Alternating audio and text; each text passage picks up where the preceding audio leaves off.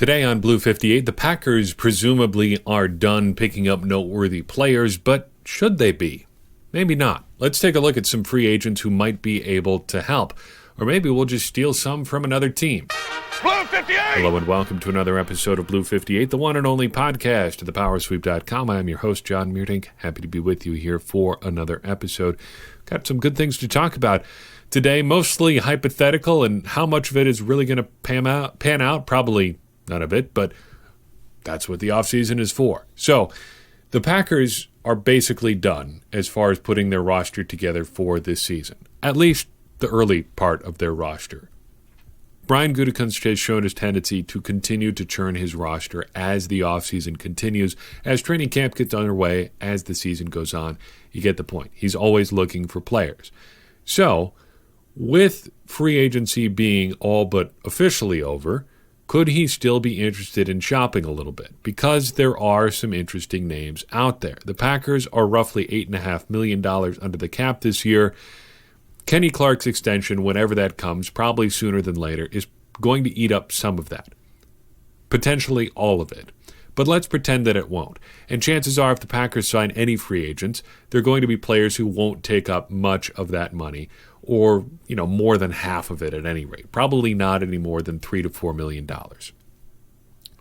So, that rules out guys like Jadeveon Clowney. But other than that, there's still a pretty good pool of players that the Packers could be picking from. And I think there are three guys that the Packers should at least consider, starting with somebody who should be a fairly familiar name for Packers fans, Everson Griffen. Yes, he's on the wrong side of 30. Yes, he's been a little bit on the downslope of his career the past couple years, but he's still been a pretty formidable player. The Packers, I think, could use another defensive lineman, and though Griffen has apparently been talking of some sort of reunion with the Vikings, he's still out there. And even if he wasn't, like I said, the player he once was over the past couple seasons, he still had 8 sacks last year. He also played 78% of the snaps for the Vikings last year, which seems high even though he did miss a game. In Green Bay, he wouldn't have to eat up a lot of the snaps. They've got Kenny Clark. They've got Dean Lowry. They've got Zadarius Smith, who drops down and plays a little defensive line type stuff now and then. They've got Rashawn Gary, who's going to do some similar things. Griffen wouldn't have to be out there for run-stopping downs, or at least not all of them.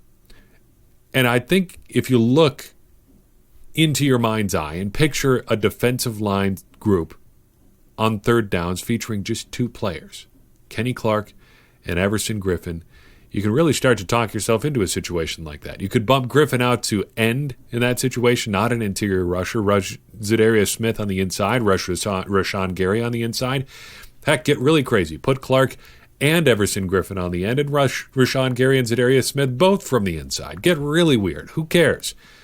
The point is, signing a guy like Everson Griffen would give the Packers more flexibility on the defensive line, and that's never a bad thing. It would at least give them more pass-rushing juice than Dean Lowry or Tyler Lancaster seem to be able to provide, as much as I like a guy like Dean Lowry. But imagine that Everson Griffen is too old for you. Imagine you just say, nah, that's just not going to do it for me. Well, there's another name floating around out there. That would be Tim Jernigan. He is 27 years old, not on the wrong side of 30, and he did have a free agent deal in place with the Houston Texans, but it's fallen through, at least for now. He also has some connections to Packers personnel man Milt Hendrickson from his time in Baltimore, and he kind of offers the same sort of deal as Everson Griffen.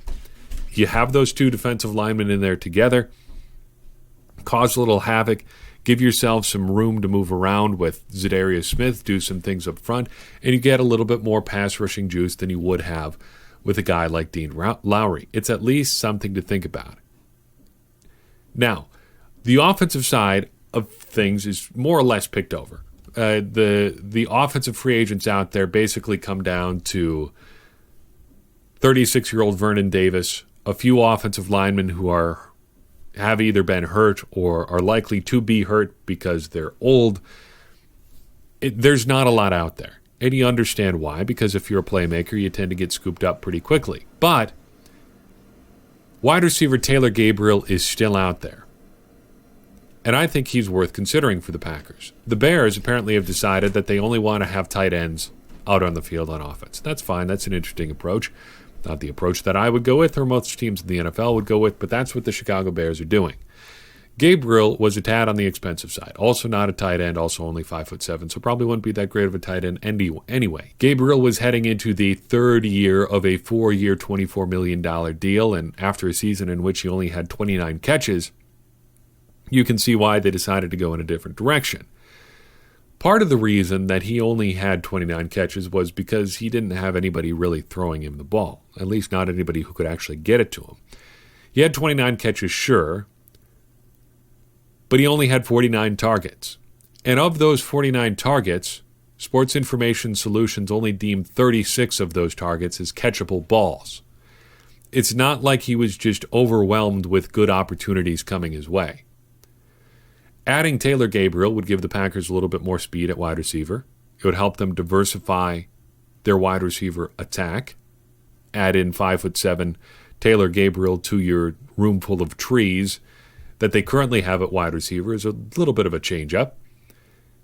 He could provide kind of the wide receiver version of whatever Tyler Ervin is in the Packers offense. Does a little bit of slot receiver work, does a little bit of stuff out of the backfield. He can add some vertical speed. I think just diversifying the offense that way would be a good move. And given that even with the addition of great athlete A.J. Dillon, the Packers still don't have an overwhelming amount of speed on the field on offense, adding a guy who even is not as fast as he once was would be a step in the right direction, and a pretty fast one. So those are three free agents I think the Packers should consider. Are those dumb ideas? Is there someone else you'd like to see them consider? Let me know. I'd love to hear about it. We can talk about more potential free agents in the days and weeks to come. Second topic I wanted to talk about today comes from an interesting article concept from our friends over at Lombardi Avenue. They've posited an interesting concept about stealing players from other teams. Writer Jesse Fry posted this about 3 days ago. What if you could build up the Packers roster by stealing players from elsewhere in the NFC North? I thought this was a quick and interesting concept we could talk about just as a sort of lighthearted thing. And it's a good way, I think, to remind yourself that there are good players elsewhere around the NFL as well. So, just restricting it to the NFC North, who would you take? I've got one player from each team here. Let's start with the Chicago Bears. If I am picking from the Bears roster,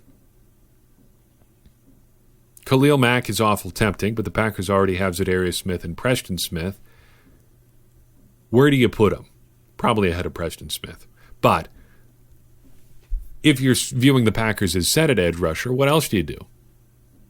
They were interested in Kyle Fuller in the past, but I feel pretty confident with the corners the Packers have, though that is a direction you could go. Allen Robinson is there too. The Packers pursued him a couple years ago and came up empty. Maybe you add him to the group. But no, I'm sticking on the defensive line. 2 of my 3 free agents were on the defensive line already. Let's steal one from the Chicago Bears. I would like to take Akeem Hicks off their hands. Just a big, nasty, mean defensive tackle in the best possible way. Please do not hurt me, Akeem Hicks. Production ratio is that number we use to measure a defensive lineman or edge rusher's impact, kind of on a game-by-game basis.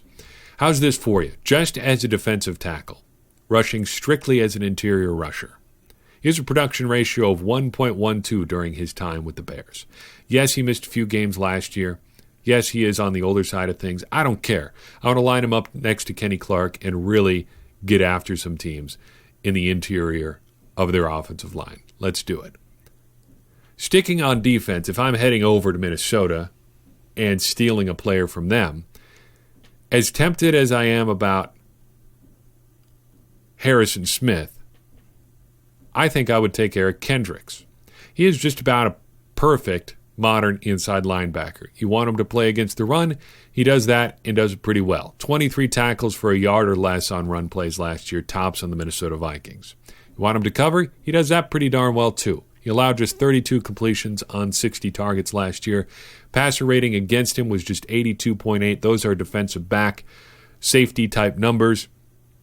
He can do it all. He's a good athlete, and it's worth remembering the Packers could have had him in 2015, but they took Demarius Randall instead, set as they were at inside linebacker. It's kind of funny. I was thinking about this exercise, and I realized maybe I'm finally over Harrison Smith.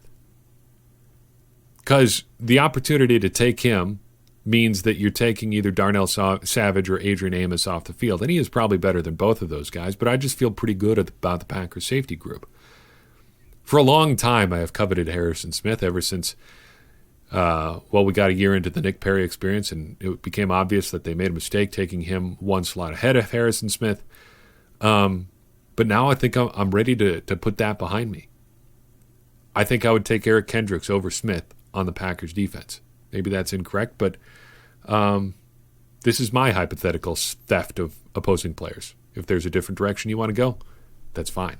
Finally, from the Detroit Lions, I would steal wide receiver Kenny Golladay. Golladay would be the perfect complement, I think, to Davante Adams. And if you stack them up next to each other, just statistically, you see why. Golladay has 163 catches for just over 2,700 yards and 19 touchdowns over the past 3 seasons. Those are really solid, number 2 option on a great team numbers. Davante Adams in the same span has 268 catches for 3,200 yards and 28 touchdowns. Not too bad, Mr. Adams. He's also missed quite a few more games than Kenny Golladay. I think you could slot him in nicely as a nice, big, deep threat next to Davante Adams. And oh yes, the Packers had the opportunity to do this already. Kenny Golladay was taken just a handful of spots after they took Montravius Adams in the 3rd round in 2017. Oh well. You should check out the entire original article from Lombardi Avenue. I have linked it in your show notes. Got to give them some credit for the idea. Take a look there. Let's talk special teams. Take your eye off the ball, chapter 11. All about special teams. 3 things from this game that I would like, or from this chapter rather, that I would like to talk about. Guys that play almost exclusively special teams, punt returns and what they can mean for your offense, and surprise onside kicks. Let's start with guys who are exclusively special teamers. Kerwin pointed out that fewer and fewer teams keep guys around who play almost exclusively on special teams, so I wanted to take a look at guys who did basically that for the Packers last year. There were 2 guys, actually, on last year's Packers who played more than 100 special team snaps, so guys who were around for a while, but never appeared on offense or on defense. Both of them were defensive players, in fact. Well, I should amend that. There were 5 players. 3 of them are ones that you would expect. Hunter Bradley, J.K. Scott, and Mason Crosby. Of course, none of those guys lined up on offense or defense. But the Packers had 2 other guys who pulled off the same thing. Ty Summers played 100% of his snaps on special teams last year, never once made it onto the field on defense, which was a little bit surprising given the Packers' overall state of their inside linebacker position last year and for the last several years. But he never got an opportunity, never showed up one time on special teams. Tremont Smith, likewise, also only played on special teams last year. Never once showed up on defense. That one is a little bit more understandable. They had him around exclusively basically to return punts and a few kicks, but mainly punts. They wanted him to return punts, and that's what he did for the Packers last year. There is also one other player who has the less than savory distinction of playing the vast majority of his snaps last year on special teams, and that would be Oren Burks. 81% of all the snaps he played last year were on special teams. It's one thing when 7th-round rookie Ty Summers is only playing snaps on special teams. But if you are a former 3rd-round pick who is expected to play a significant role on defense, you should not be playing the vast majority of your snaps on special teams. For whatever reason, Oren Burks couldn't find his way off the special teams units last year. Great for the special teams units. You've got a athletic, good-sized guy who's out there reliably, game in, game out, giving you the sort of special teams exclusive depth that Kerwin said is so lacking around the NFL. Bad for the Packers on the whole, I think. You'd prefer your 3rd-round picks be doing what you drafted them in the third round to do, obviously. The second thing that Pat Kirwan pointed out in this chapter that I thought was really worth some additional discussion was the 20-yard punt return. He rightly points out that you shouldn't be so much worried about giving up a touchdown on a punt return so much as just giving up a bunch of yards. 20 yards is where he draws the line because it was, and I quote, 2 first downs worth of yardage. Thought it was interesting that he drew that number specifically. Why that number? I'll tell you why. I think it's pretty significant. According to Football Outsiders, the average drive in the NFL last year covered 32 yards. 32 yards plus a 20-yard punt return equals 52 yards. And where does 52 yards get you from just about everywhere on the field? Either into the end zone or into the field goal or in field goal range. If you start no less than 52 yards from the goal line, chances are you're going to end up in pretty good field position when your drive finally peters out. That 20-yard return could be the difference between a touchdown, though, and just a field goal. Or a field goal and no points at all. So how many 20-yard punt returns did the Packers get last year? As good as Tyler Ervin was, they got exactly 0. 0 20-yard punt returns. Tyler Ervin's long punt return last year for the Packers was 18 yards, just short of 20, and a heck of a lot better than the numbers they were putting up prior to him coming to Green Bay. But no dice, not 20 yards. In 2018, the Packers had 2 players return a punt for at least 20 yards. Tramon Williams had a 23-yard return, and Jair Alexander had a 24-yarder.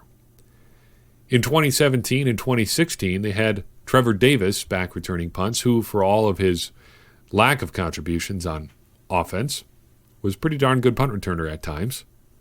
Pretty bad punt returner at other times. But he had a 65-yarder that all but won a game for the Packers in 2017. And then in 2016, he had a 55-yarder. Not too bad. I like to think that Tyler Ervin might break a 20-yard return this year. And if and when he does, let's take note and see what the Packers end up doing with that drive. Then finally, Kirwan mentioned the unusual yet sometimes very effective practice of the surprise onside kick. Can you remember any notable surprise onside kicks in recent Packers history? Tried to think of one over the past couple years, couldn't get there, but I do remember one, and I think you might as well. In 2010, Mike McCarthy opened up the Packers game against the New England Patriots on the road in Foxborough with a surprise onside kick. Jordy Nelson recovered. The Packers went on to get a field goal on the opening drive and nearly pulled off the upset with Matt Flynn at quarterback that game. Ultimately, they fell short, but they cashed in thanks to that surprise onside kick. And I think it'd be cool to see another one in 2020. Let's hope we do. I don't know if Sean Menenga is quite as creative enough to get there, but we'll see. Maybe the human thumb will give us a thumbs up to a surprise onside kick. That's all I've got for you on this episode. Thank you so much for tuning in. We're only going to have one episode next week. We're doing a little bit of a staycation in these parts for Father's Day weekend, so Thursday night we will be busy, but we'll be back to full strength the following week. So just an episode next Wednesday. Keep an eye out for that. I've got some interesting stuff coming in the works too as well on Patreon. Check us out there. I think you'll like some of the stuff that is going on in that neck of the woods. But the bottom line, if you want to support the show, go ahead and share this episode with somebody you think might benefit from it, because that's going to help us continue this conversation around the Packers, help us grow the tent here, and ultimately help all of us continue to become smarter Packers fans. Because as I always say, smarter Packers fans are better Packers fans, and better Packers fans are what we all want to be. I'm your host, John Meerdink. We'll see you next time on Blue 58.